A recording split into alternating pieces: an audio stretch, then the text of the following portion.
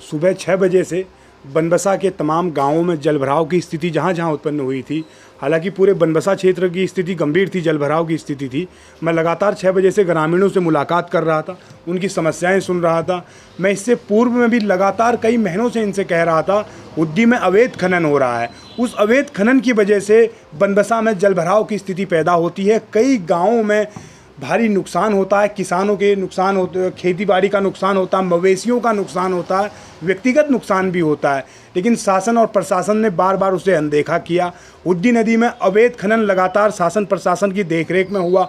और जब आज सब सुबह मैं हर जगह निरीक्षण कर रहा था, लोगों से मुलाकात कर रहा था, उनकी समस्याएं सुन रहा था, उसके बाद जब मुझे पता लगा कि मुख्यमंत्री जी का दौरा है आज बनबसा का, बाढ़ से प्रभावित लोगों मैं तो नहीं कहूँगा बाढ़ उसे, क्योंकि ये तो खनन के द्वारा, अवैध खनन के द्वारा आया हुआ जल है, लेकिन सरकार इसे बाढ़ बता रही है, आपदा बता रही है।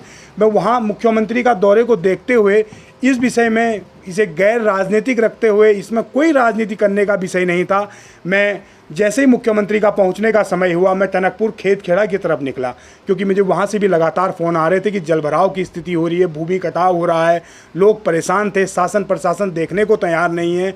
मुझे यहाँ टनकपुर से उठा लिया गया एसओजी की टीम द्वारा, मुझे डिटेन कर लिया गया, नज़रबंद कर लिया गया। मुझे 12 बजे से अभी 5 बजे छोड़ा है। मैं पूछना चाहता हूँ शासन प्रशासन से, क्या मुझे डिटेन करके यहाँ का जलभराव की स्थिति सही हो जाएगी? मैं कोई राजनीति नहीं करना चाह रहा था, मैं तो लोगों से मुलाकात कर रहा था। मेरी विधानसभा है, मेरे अपने लोग हैं, कई ग्रामीण मेरे संपर्क में हैं, लगातार वो परेशान थे। मैं उनके पास अगर जब गया, क्या ये गलत किया मैंने? आखिर भाजपा इसे राजनीति क्यों बनाना चाहती है? मुख्यमंत्री जी के करीबियों ने जो हुड्डी में अवैध खनन किया, आज बनबसा की जो स्थिति है उसका मुख्य कारण ये है।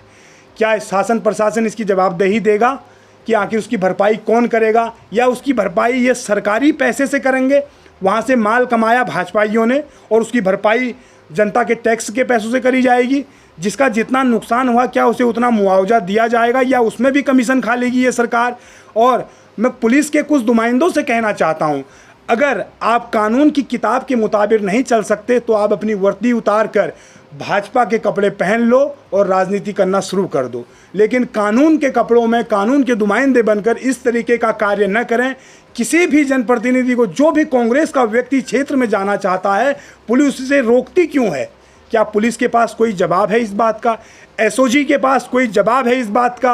अंकिता कांड, हत्याकांड में वीआईपी कौन था? पुलिस उसे नहीं पकड़ पाई, लेकिन जो जनप्रतिनिधि क्षेत्र में लोगों के पास मदद के लिए पहुंचता है, ये उसे पहले पकड़ लेती है। पुलिस को वर्दी उतार कर सीधे सीधे भाजपा ज्वाइन कर लेनी चाहिए। मैं पुलिस से कहता हूं, आप पुलिस का इस प्रकार से नाम खराब न करें। कुछ अधिकारी जो हैं वो स्पष्ट रूप से भाजपा ज्वाइन करें और इस तरीके की राजनीति का माहौल बनाएं, लेकिन वर्दी पहनकर इस तरीके का कार्य न करें। मुझे 5 घंटे थाने में रखा गया। मैं 5 घंटे खेत खेड़ा में जाता, गेंदी खाली में जाता, बनबसा चंदनी में जाता, बबनपुरी में जाता, आनंदपुरी में जाता, वहाँ लोग परेशान हैं। लेकिन सरकार, मुख्यमंत्री जी हवाई दौरा करके चल दिए। जब हम कह रहे थे हुड्डी में अवैध खनन हो रहा, तब क्यों नहीं आए मुख्यमंत्री जी? तब कार्रवाई क्यों नहीं की डीएम एसडीएम ने? तब पुलिस प्रशासन आगे क्यों नहीं आया? वन विभाग आगे क्यों नहीं आया? जब आज बाढ़ आ गया, मैं तो ये कहता हूँ, बनबसा टनकपुर में जितना भी जल भराव से नुकसान हुआ है, इसकी जिम्मेदार भाजपा है, इसकी जिम्मेदार स्वयं मुख्यमंत्री है। मुख्यमंत्री के करीबी जो अवैध खनन के व्यापारी हैं, वो सब इसके जिम्मेदार हैं।